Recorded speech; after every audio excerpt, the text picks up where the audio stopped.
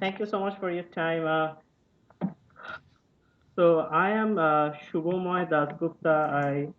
I'm at Baylor College of Medicine, and this is a very nice way of trying to reach to the readers of the disease biology website, which allows a lot of students from different places who doesn't get the opportunity to hear to different speakers can listen and read the stories of the eminent scientists. So that was the whole idea behind it. So thanks for your time. So I will just start off by asking you if you would like to share your motivation and what kind of your early life education that motivated you to take up science. Sure. Sure. So first of all, I would like to thank you. And I also noticed that you are an alumni of Banaras Hindu University, Oh yeah. where actually I did most of my education before moving to IIT Delhi. Oh really? Uh, and actually, I had been to the biochemistry department, Uh-huh. although not a proper student, but I was in the biotech program, Mm-hmm. and many of the people now. Ramashankar Dubey Mm-hmm. is a vice chancellor of an university in India, and he crossed the path very little. But Professor P.K. Dubey was so P.K. Srivastava was Mm-hmm. at least teaching us one course, and I don't know whether you ever met Yeah, yeah, yeah. Professor. Professor O.P. Malhotra was also there. Right. Uh, yeah. Anyway, so I will begin with thank you and the disease biology for giving me this opportunity. And I completely agree. This is a very, very nice initiative. And here is my thought. If you go to any place which is poverty stricken, you will find that a number of young people has plenty of time to their disposal, Mm-hmm. and even if they can make a little difference in organization of the place around them in any sphere of activity, Mm-hmm. one could argue that those places will be much better. And I think that applies as a common denominator to any place you go. Mm-hmm. Of course, there are many places which are very good. Can they be better? And I think the first question comes is, are the people, and especially the young people, are putting time to organize something, any sphere of their activity? We do science, and therefore that is our sphere of activity. And I'm really thankful that you guys are doing that. Thank you. Young people make the biggest difference, and this is actually the best utilization of time and energy, Mm-hmm. constructive purposes rather than anything which does otherwise. Yes. So with that, I will just tell a little bit, and I will try to uh, remain very concise about my story. I was born and brought up in Varanasi, and our family was financially poor and a little bit off balance. My grandmother used to be the holder of the family, but every year or 2 years she will go with her elder son in Calcutta, and that 6 months used to be very tough period, at least for my part of the life. I was the only child in the family.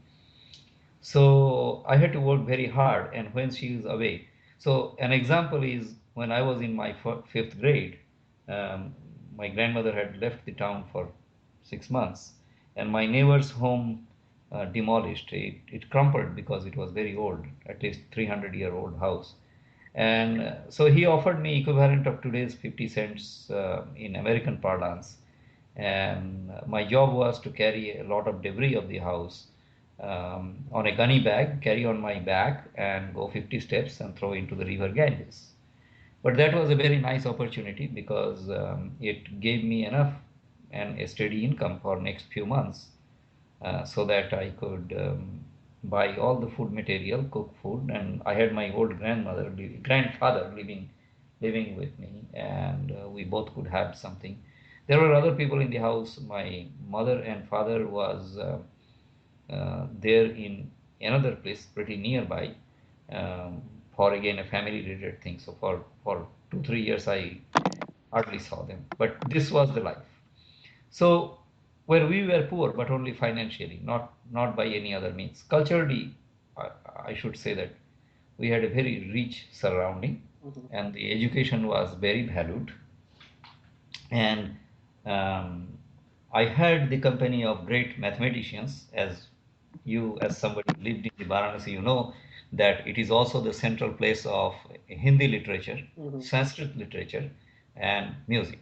Mm-hmm. Uh, we have great musicians in Varanasi. So I was in their company, and being the bearer of an old family in the city, many people knew us, and I used to freely go to their home. So we had the company of the poets, literary stalwarts, but it is the mathematicians and scientists who actually um, influenced me most. And I read a lot of history of science, atomic physics in particular. I read the history of Los Alamos project. So from my fifth grade to the 10th grade, I read all of it, and I almost kind of was certain to become a particle physicist. Mm-hmm. So what happened is that it was also important. I liked biology, and there are a couple of our relatives, particularly my aunties, who kind of instilled in me that I should pursue biology as well. And of course, I liked it, so I pursued the biology to a great extent. And in class 11th, I changed the school and went to the new school with the sole option that that school allowed me to have additional mathematics. But a tragedy happened. Our additional mathematics teacher died Mm-hmm. in my last days of 11th grade, and therefore we could not pursue the class 12 additional biology, and that dashed my hope of ever becoming a particle physicist. Um, well, I passed through competitive exams, which were very competitive in those days in India, an equivalent of uh, entrance to the MD. We call it MBBS in India. And I got into two different places, passing through the complete competition. And it was not, by any means, it was not expensive. But we were so poor, even that was a problem. So after completing 100 days into an MBBS course, I had to give up. Then I went to do a chem major and a bachelor's degree, and then I pursued two master's degree in succession, one in science in biotechnology, and then one in engineering. Did a hybrid kind of diploma in chemical engineering and also an MTech in bioengineering, chem engineering. And finally, that led me to complete a doctorate from Indian Institute of Technology or IIT Delhi in 1997. But my work was more or less molecular biophysics. It was again part chemical engineering, but mostly the thesis, actual thesis is on molecular biophysics. Mm-hmm. So then there was only five IITs, and IIT Delhi was one of them. And the culture in the IIT Delhi was that of the engineering, economics, etc. People were very entrepreneurial. We used to be doing research, but the young undergraduates were very, very smart there. And there was a culture of innovation and its technology transfer, which um, was not available in a traditional Indian university. The thinking was a little bit different, so I benefited from that. So that was, in very short way, um, what I can say is about my early life and up until PhD. So, if I could take this opportunity to ask you, like you did a very nice MTech course from IIT, which definitely I'm sure would have got a job and kind of go to a company, but not into a science or research. So what motivated you to take up the research and go into a field which is not very, I should say, like not very easy path, right? Where you have to achieve all the time. There is, you mentioned about innovation and research and technology, but at the same time, cutting edge research or doing something new or discovering something new is really tough. But what kind of motivated you to take that path, but not take a job and settle down? Sure. And if I can very honestly say that behind your question, there is also a question of remuneration. And yes, in Yeah, an industry, the remuneration is very good. exactly. Yeah. So actually, after finishing MTech, I had to wait for some time because I had put all the applications, but the admissions came somewhat later. And in between, there were about 8 or 9 months period, Mm. and I actually started doing a freelance service for the industry. I focused on five different type of reactors, chemical reactors, Mm-hmm. the bakery, brewery, and brine and sodium hydroxide formulating reactors. I specialized onto few different problems for which there were not so many good engineers. And I opened a very small company.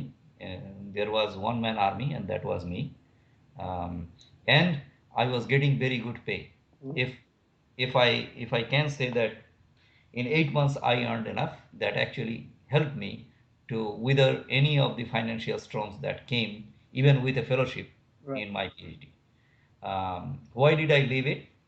So I was very successful in the industrial state.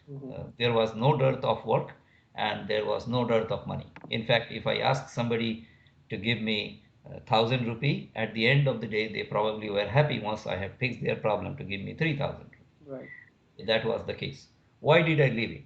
I didn't see that it's really exciting. That's what I. The finance is good, but my soul or my brain was not satisfied there. I wanted to do something different. So yes, and I think these things probably happens in your youth, because that is the time that you want to take challenge. You are not frightened. You want to go out of your comfort zone. So the reason I left solely that after 8 months I didn't see myself day in and day out just doing that. It was not exciting enough. So if I can just in one word summarize for the readers, it's like um, you just followed your heart to address um, some challenging questions that your mind was asking.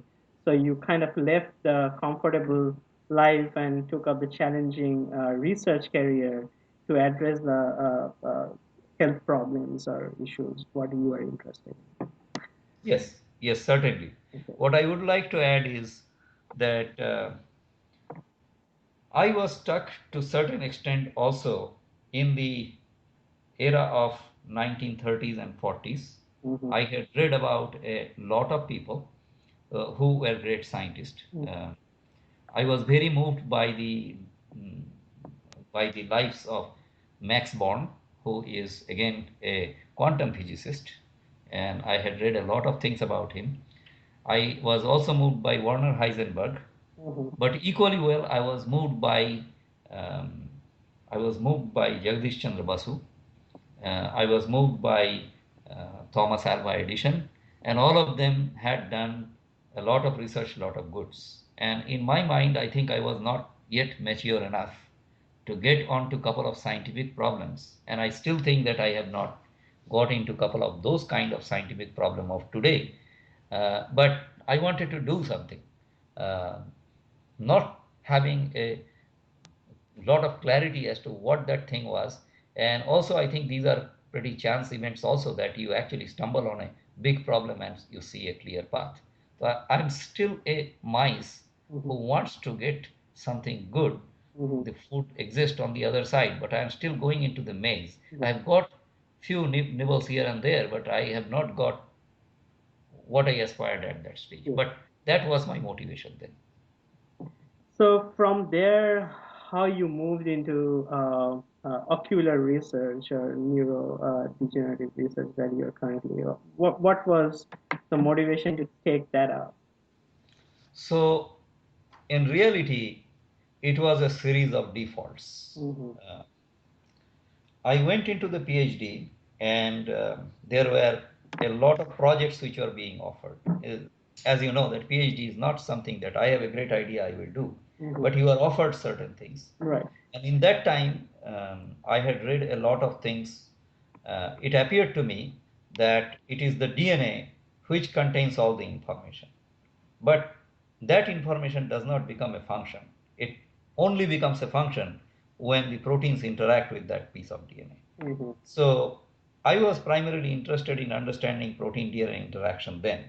I entered into IIT Delhi with that motivation, and Dr. Ashok Dubey had just come from Richard J. Roberts, who uh, went on to gain. I entered into PhD in 1992, and Richard J. Roberts ended up getting his Nobel Prize in 1993. Ashok Dubey was a postdoctoral fellow at Cold Spring Harbor Laboratory of Richard J. Roberts, and he had entered into the department. So he was looking into the protein DNA interaction, but not what ideally I would liked. Mm-hmm. I was wanting protein DNA interaction of transcription factors, but he came up with a methyl transferase. Okay. So I did a PhD with him doing the molecular biophysics of protein DNA interaction Mm-hmm. with a methyl transferase, which was DNA methyl transferase. There was bacterial DNA methyl transferase, Mm-hmm. MSP1. However, I think that was even better because any enzyme has a functional activity Right. better than the transcription factor. Mm-hmm. Okay, so obviously the default happened, and I was looking for the postdoc. And first opportunity that I got few opportunities, I must say, including with one in Boston with another Nobel laureate. But I didn't take them.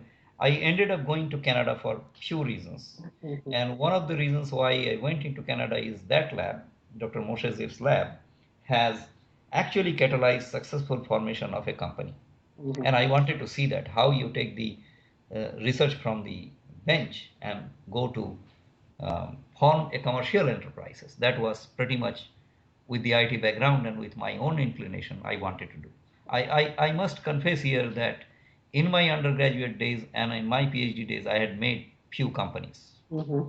and up until my PhD days, I always made a modest profit on those companies. And even better, when I sold those companies, then I got a bigger sum.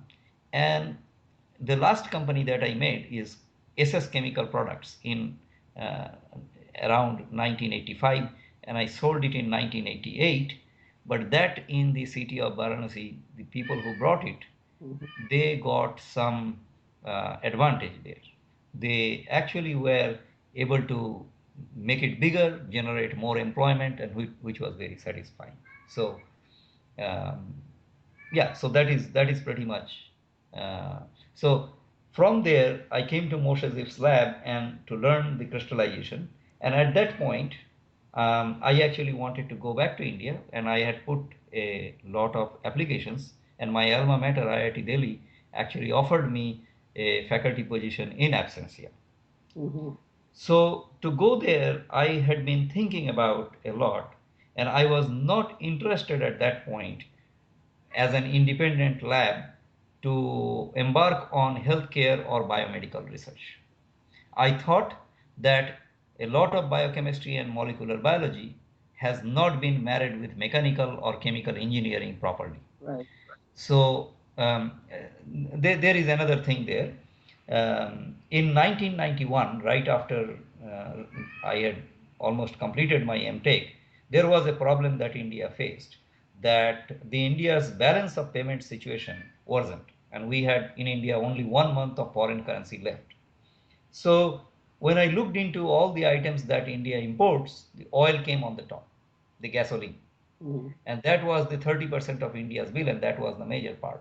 And I thought, with my background, what can I do? And that thought remained, and I kept reading, I kept thinking about it, I came with some ideas.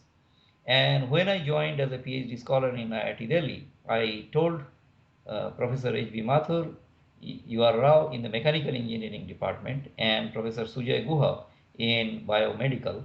So they gave me some avenue to work into it, and I was on the side of my PhD on the weekend and on off hours. I worked on photobioreactors to figure out if I can use some algal cells to make fuel, to Mm-hmm. make the fatty acids that then can be one step converted into hydrocarbons. And as a result of those endeavors, it became very clear that that is probably not going to be viable for a while. But my ideas kind of shaped, and as I came to do the PhD, as I came to do the postdoc, that idea remained, and I wanted to go back and wanted to have a project on carbon dioxide fixation, or so as to say, continuous carbon dioxide fixation. So you have, I always thought that the internal combustion engine is not the problem. If we can some way take that carbon dioxide and bring it back as hydrocarbon, and that is the thought. And as a first approximation with my engineering background, I thought, well, the best will be to do this in the power plants, in the stationary devices, because then your weight and volume is not a limitation. So what is the first thing that is needed? And I realized that the first thing which is needed is a scheme that will enable this continuous carbon dioxide fixation. Mm-hmm. So I did research and thought about a chemical fixation and a biochemical fixation. I just went with the biochemical because it appeared at that time point with lot of research that the machinery already exists. And there I realized the first problem is the enzyme that fixes carbon dioxide or Rubisco. Mm-hmm. It is both a hydroxylase and a sequestration enzyme. So very briefly, I thought that if I can make a hybrid having the property of carbonic anhydrase, which is the fastest enzyme, and the other properties of the Rubisco, and even with the advent of DNA technology, recombinant DNA technology, I thought it will be a very good idea to have a smart approach. That is, first to do the molecular dynamics simulation, to do it on computer, and then guided by that, for folding and other reasons, go and have this with recombinant DNA technology. So I understood that my recombinant technology background was very good, but not so much of the molecular dynamic simulation. Mm-hmm. And I came therefore to pursue X-ray crystallography in my second postdoc, or structural biology, in Cleveland Clinic Foundation. And so I was assigned the project of having six transglutaminases. Again, there was no choice. And unknown to me, those project has actually failed for 2 years. My PI, Dr. Vivian E, had tried at that time, but it didn't go. And I tried, and the only transglutaminase which I could reasonably succeed is prostate transglutaminase. It's ironic, you are working on prostate cancer, I Yes, understand. yes, yes. But that prostate transglutaminase, when it was taken to the synchrotron, its diffraction was not very good and it has many irregularities. Quite some time later, we somewhat understood that there is an internal motion which is not completely quenched, even with GTP gamma analogs and in the solid phase. But to analyze those crystals, I used to go to a person who had mass spectrometers and used to do proteomics. That person, Professor John Crabb, used to be in the Coli Institute.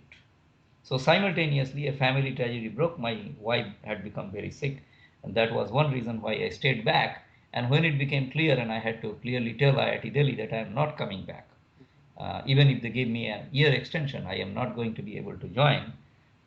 Then I was looking to do something else. I consulted both Professor Vivian E and John Crabb, and I came up with my own mind.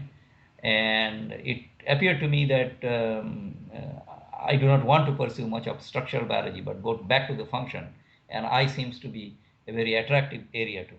So I attended some of the seminars with Joji Holyfield, the chair of the ophthalmic research, had put together, and he had asked every top person to come and give a lecture. And after a while, I understood pretty much what to do. And Professor John Crabb actually almost asked me every day to join his group.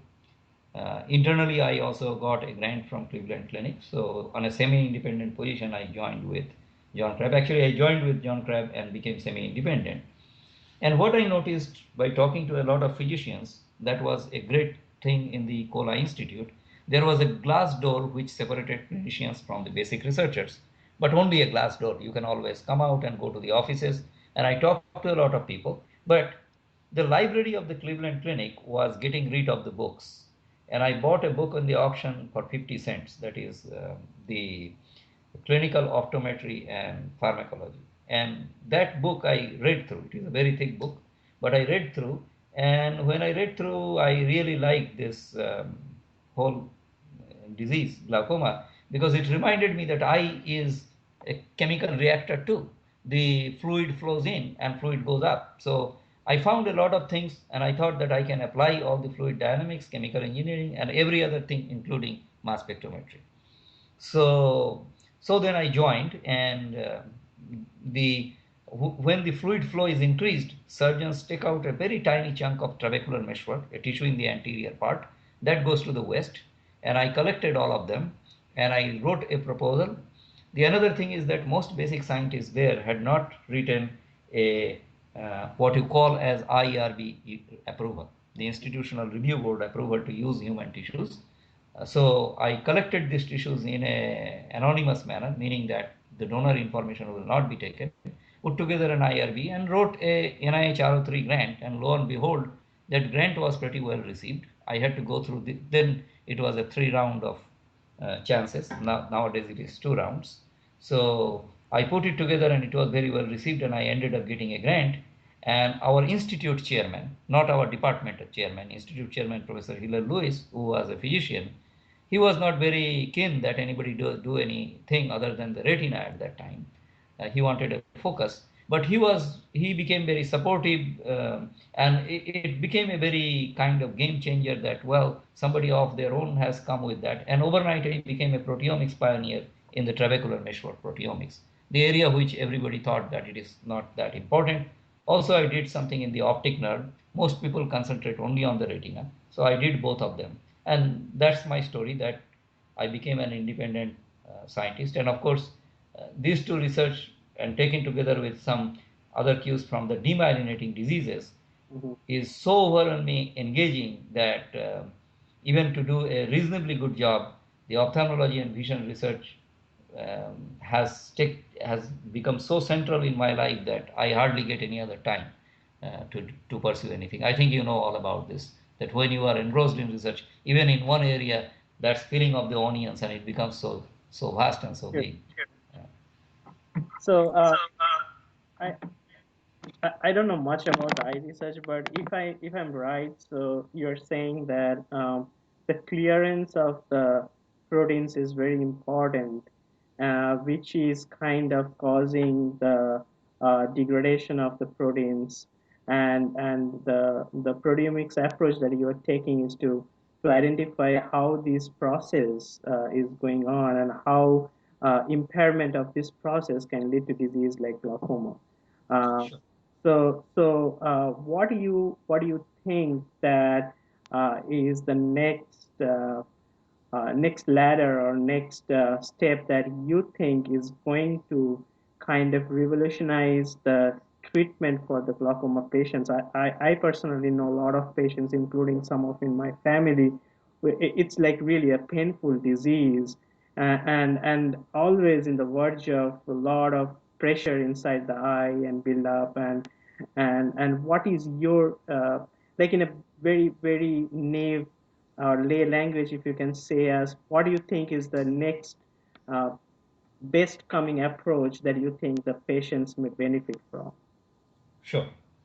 So I will just briefly tell you what glaucoma is. Mm-hmm. So there is an area beneath your cornea and before your lens, Mm-hmm. and that area is a little bit complicated. It's tiny, but there is a segment in that area that is called ciliary body. That's kind of a lumpy tissue, and that tissue makes an active secretion of the aqueous humor. It's a Right. clear fluid, it's a Mm-hmm. non-viscous fluid, as opposed to something which is beneath the lens, that's a very viscous fluid, that's almost like a jelly-like, but aqueous humor is very clear fluid. Mm-hmm. And this aqueous humor is produced by the ciliary epithelium. It comes out through the pupil, the sphincter of the iris, and then it bathes the anterior chamber, the cornea. It provides nutrition, takes out the excretory material, and then it exits through the very narrow anterior segment structures, and there is a filter-like structure which is trabecular meshwork, and then is a very tiny canal all around the 360 degree. The lumen of the canal is only few, probably about 200 300 micrometer. Mm-hmm. That is through which the outer boundary is about 1 millimeter, but Mm-hmm. inner canal is probably 2 300 or 400 micrometer, through which the liquid is exited. Liquid exits from the eye. Mm-hmm. Now, if this exit is a problem, then there is a buildup, and that buildup actually then start pushing the back part, which is the optic nerve, which is the most delicate structure, Mm-hmm. and it creates problem, and people get blind. Now, the blindness too, it is not painful. You have no inclination. The patients do not even understand that something is happening. And the worst part is that it is happening without any pain, without any irritation. But also, our brain, when it slowly starts losing the peripheral vision, the Mm-hmm. brain is adapting to it. Right. So you are getting blind, Mm-hmm. and you do not understand that you are getting blind without any pain. And that is why it is so difficult to diagnose. Mm-hmm. You are not aware that something is happening to you, and your brain is kind of almost preparing you. Only when it is too late, then you realize, oh, I am going blind. Mm-hmm. Now, without any intervention, it does not stop, and not everybody responds to the intervention very well. Actually, there is about 25% of the people who do not respond to many of the treatments well. Now, what could be the thing of this era that we could not do before? Hmm. To tell you, I will tell you my somewhat uncut, unvarnished thoughts. Sure. So, when I grew up, I was always told that if you plant a mango tree, most likely your grandson will enjoy the fruits of that tree. And that is because that this tree will need to attain some age, it need to attain some kind of bulk, volume, height, etc. Only then it will be able to bear fruit. And this is more or less basically our understanding. Now, behind this is the idea that your reproductive ability and reproducibility and many other things, biological traits, are governed by the genetics. You can do nothing about it. No other thing other than the genetics will change this situation. Now, if you very carefully look into some Japanese techniques, there is a technique called bonsai. And in the bonsai, no matter whatever big plant is, you can have a very miniature version of that plant. And there are two things. One is that the weight and volume and height is not necessary for that plant then to bear the fruit. And the age is also not the critical criteria.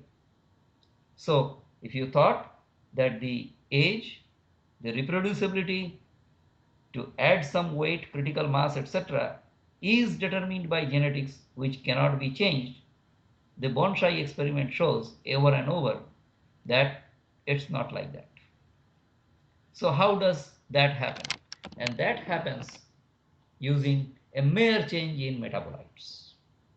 Now, on the other hand, if you look into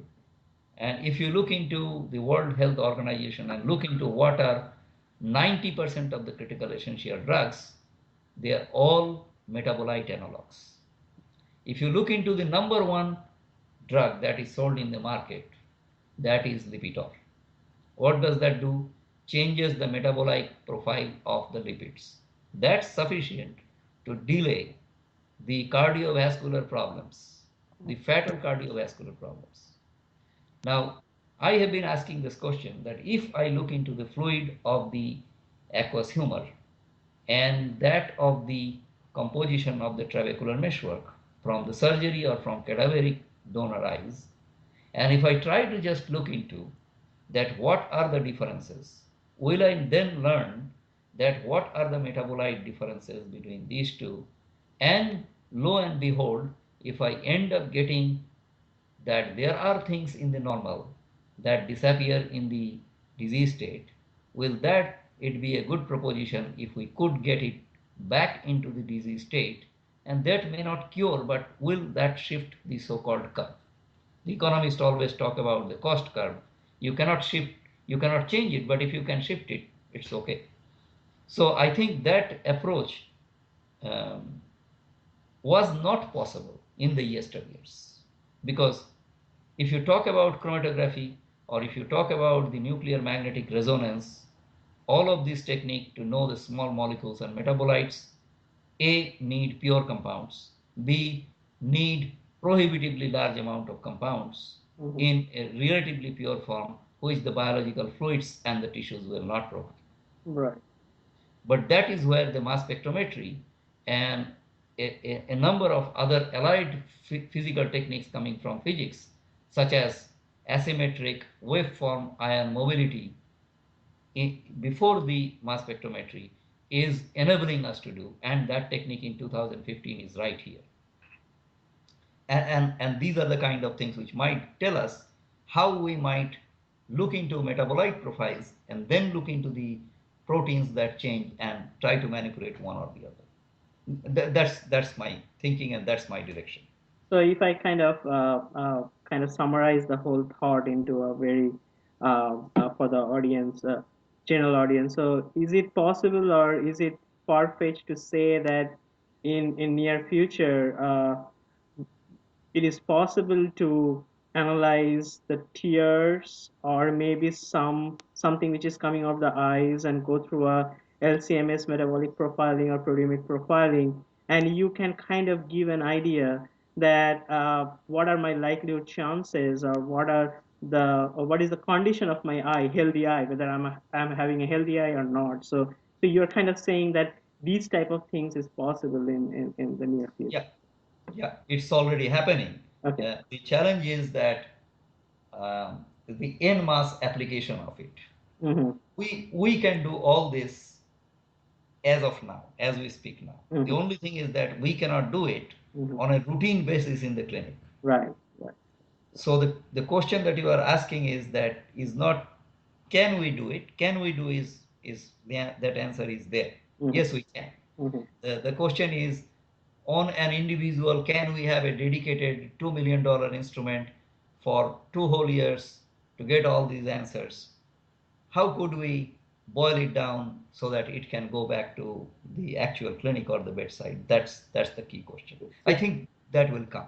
so you're saying it's like a from the bench to the bedside translational research is going to help the patients in near future, and that is kind of the most driving force in your career, right? Yes, So, yes. anything in particular you'd like to say that kind of, uh, as a biologist, you're kind of the, you said it, that's eureka, that is something I thought of in my head, and nobody believed, but now I proved it. Is there something like that kind of, and it is like one of the most happiest moment, you always feel like, I know as a scientist, most of the time it's like the failure of the experiments and all those stuff, but something which gives you immense pleasure. Yes, yes, absolutely. In reality, yes, we have seen some of the things that we identify, and again, we use a lot of different mice as everybody else as test tubes, and I try to have the spontaneous. I'm a great believer in spontaneous, more natural kind of models if they already existed. And yes, we are having a lot of kind of promising results. Let me actually tell you a tangentially different thing here, Mm-hmm. and that is more related to what you do. So for last at least 10 years, I have been thinking a lot about something which transects into the metastasis. So something like melanoma, and the melanoma is highly metastatic, Mm-hmm. and it always goes and colonizes into the liver. Mm-hmm. So, in my simplistic way, I like to think that, well, there is a repertoire of cells, and now a cell is going to become the immortalized, cancerous, whatever you want to call. So, it has to detach from its environment. Only then it can migrate. Right. And then there has to be some changes. Where are these changes? For too long, we have been thinking about let us look into the DNA and let us look everything which happens from inside.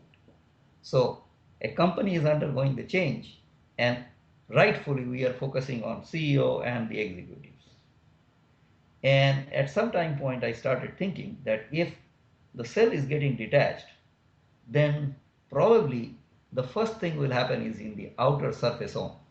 Sure. Surfaceome will change, and that has to be the lipids because lipid bilayer is the surface Right. in some sense.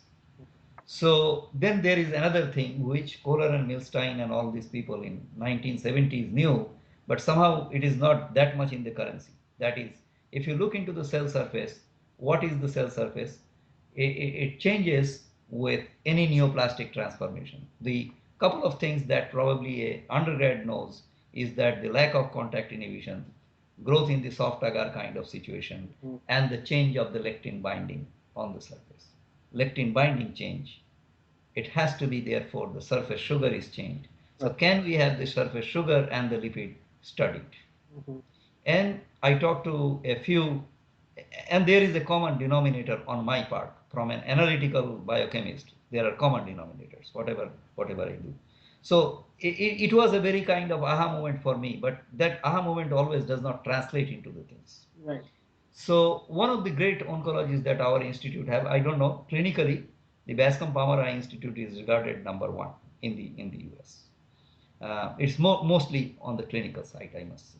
And we have a very great clinical oncologist, Dr. Timothy Murray, and his lab and my lab are just next to next. But I do not see, I never used to see him more than once a week.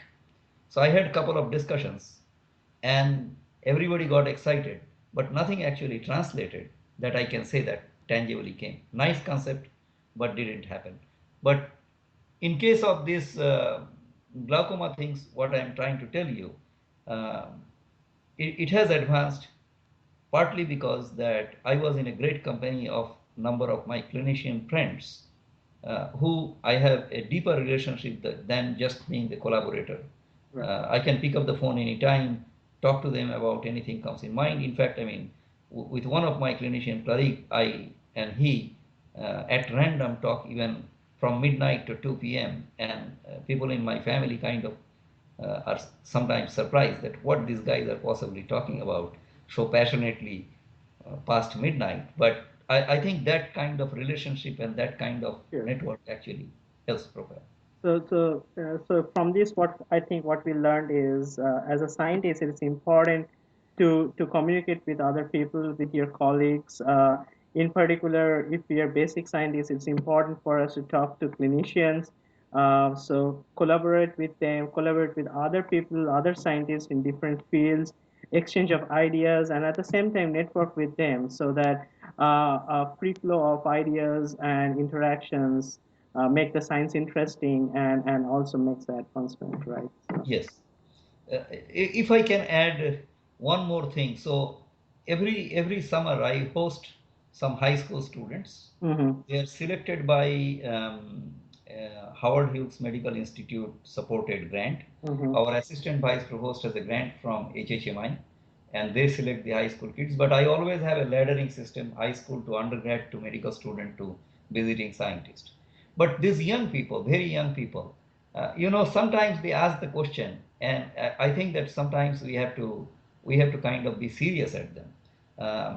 So there are two universities and two different settings comes to my mind. mm-hmm, If you look into the history of Indian science success, mm-hmm, unmistakably, if you see the University of Calcutta between 1906 to 1930, I was not born in Calcutta. I was not raised in Calcutta. I must say this disclaimer. But if I look into that history, then I see that Ronald Ross made his Nobel winning work in that place. There were many other good things that happened in that era. And if you look into what actually promoted, you will almost see a striking parallel to the same period, about 1906 to 1930, in University of Göttingen in Germany. So the two-thirds of the physics prize, Nobel Prize in Physics, was earned by a single university from 1906 to 1930, and that's the University of Göttingen. And if you ask the question, why Göttingen could have that kind of stellar academic success, it was definitely, unquestionably, nobody can argue this was an academic success. mm-hmm, And they really had that sort of an environment. mm-hmm. What that environment was, I have read the history, and it says that there used to be a big bench where people used to have snacks and coffee. Right. And the canteen manager was told that you should not remove any of the writing.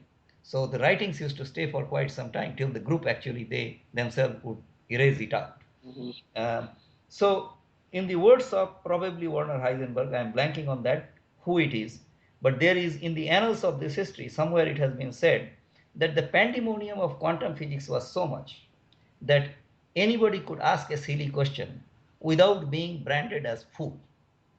And if you look into Professor Ashutosh Mukherjee's Calcutta University, the one tenet that he had is that the university is a ground of study, and he could put all those kind of great minds together for the end purpose. And somehow we can, if we can promote that culture, have the young minds and give them the assurance that go read and ask any question. Any question is not stupid question, but do some thorough reading and then ask those questions.